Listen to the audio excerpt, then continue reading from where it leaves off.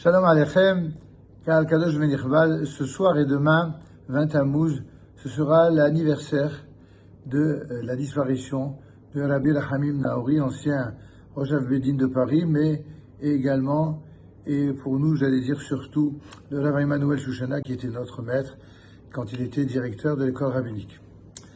Le Rav Shushana était grand rabbin directeur de l'école rabbinique lorsque celle-ci était certainement à son apogée, puisque elle a certainement produit le plus grand nombre de rabbins, d'élèves rabbins et de responsables communautaires qui, depuis lors, ont été au service de leur communauté, à la manière dont leur maître leur a communiqué cette fougue et cet amour de la communauté. Lorsque, quelques années après sa disparition, un certain nombre d'amis se sont réunis autour du Rav Yaakov Levi, qui est un ancien élève du Rav Shushana, qui est notre cousin, et qui est également avec la plume de Eliaou Serge Halimi, notre ami aussi, nous avons décidé en commun de sortir un livre, un ouvrage, à la mémoire du grand rabbin Emmanuel Shushana, autour de sa vie, de ses valeurs, de son héritage. Pour ceux qui le souhaiteraient, le voici, et vous pourrez venir nous le demander, nous serons heureux de vous l'offrir gracieusement. J'y écrivais à cette époque-là quelques mots que je souhaitais vous faire partager à la mémoire de nos Chachamim. Tout d'abord, une citation, celle du Tehillim, au psaume 92, versets 13 à 15. « Le juste fleurit comme le palmier, comme le cèdre du Liban. Il était lancé. Plantés dans la maison de l'Éternel, ils sont florissants dans les parvis de notre Dieu jusque dans la haute vieillesse.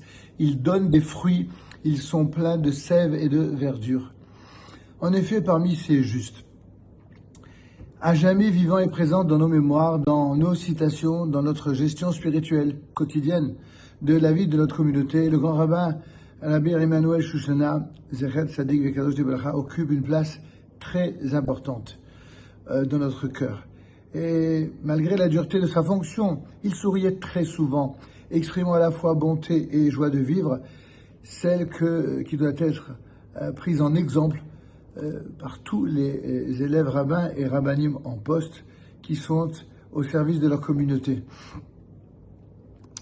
Il commençait souvent son approche avec ses élèves par « Raconte-moi un chidouche ».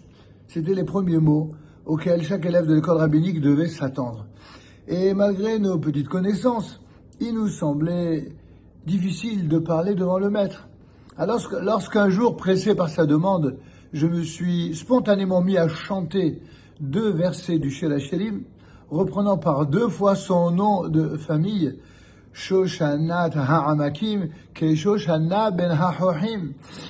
Son visage resplendit et me dit aussitôt, ok, c'est un bon début, mais où il est le chidouche?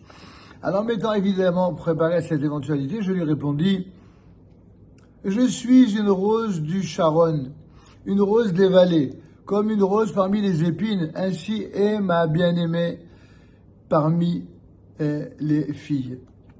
C'est évidemment un verset de Shir HaShirim qui dit que lorsque la rose est désignée en hébreu par Havatzelet à Sharon, elle désigne une qualité qui nécessite beaucoup de soleil. C'est celle qui reçoit justement du Sharon. Tandis que la Shoshana désigne la rose qui fleurit et qui embellit même dans les vallées humides. Chavatzelet, d'une certaine manière, lui ai-je dit, c'est la rose d'Algérie, et Shoshana, c'est la rose de France. Et me répondit-il, comment tu interprètes cela avec le 2e verset, qui dit que Shoshana ben Ha'hohim, comme une rose parmi les ronces? Lui ai-je répondu, évidemment, au tac au tac, c'est comme le Rav Shushana en France, parmi les épines, parfois institutionnelles ou non, et le Rav Shushana, évidemment, de réagir par un éclat de rire, qui me répondit, selon sa formule habituelle, j'achète, comme pour dire qu'il agréait le commentaire. J'achète, comme pour dire qu'il agréait le commentaire. J'ai eu le bonheur d'être abreuvé, depuis mon plus jeune âge, par l'eau bienfaisante des puits de la délivrance, cet avant-goût d'éternité puisée dans l'enseignement toranique et talmudique de nos vénérés maîtres, qu'il s'agisse du premier d'entre tous, mon vénéré père, Rabbi Shimon Zini, mais qui était le dernier grand rabbin d'Algérie d'ailleurs entre fin 1961 et fin 1969, puis Rabbi Shalom Essaz, Rabbi Mordechai Eliyahu, Rabbi Yaakov Toledano, Rabbi Abraham Shapira, Rabbi Emmanuel Shushna, et évidemment mon oncle Rabbi Meir Zini, Haron Haviv, sans oublier Rabbi David Messas. Et lorsqu'il m'a été demandé de dédicacer ce livre, c'était au mois de Sivan 5772, eh bien, ce mois a été assombri par la disparition, justement, de mon oncle bien-aimé Rabbi Meir, ainsi que Rabbi Nissim Toledano, Zechet Tzadekim Livracha, qui fut le Rosh Yeshiva de She'erit Yosef, là où j'avais étudié en Eretz Israël également.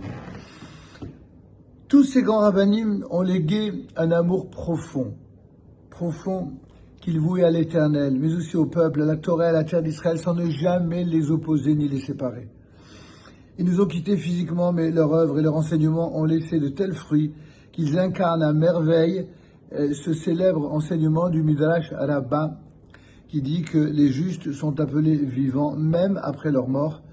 Et parmi eux, bien entendu, le Rav Shushna et bien sûr, avant lui, le Rav Rabbi Haim Naouri, resteront à jamais des exemples vivants de charisme rabbinique, de dévouement au service du clan Israël, que leur souvenir soit une source de bénédiction, bien sûr, pour sa veuve, ses enfants, ses petits-enfants, ses très nombreux disciples, ainsi que pour tous les rabbanim, dont nous-mêmes, qui l'ont aimé et respecté, et qui resteront fidèles à sa mémoire. Amen, Kenny Elasson, que sa disparition soit une source de bénédiction pour vous tous qui entendez ces quelques divrei Torah, ces quelques paroles de rappel en leur mémoire.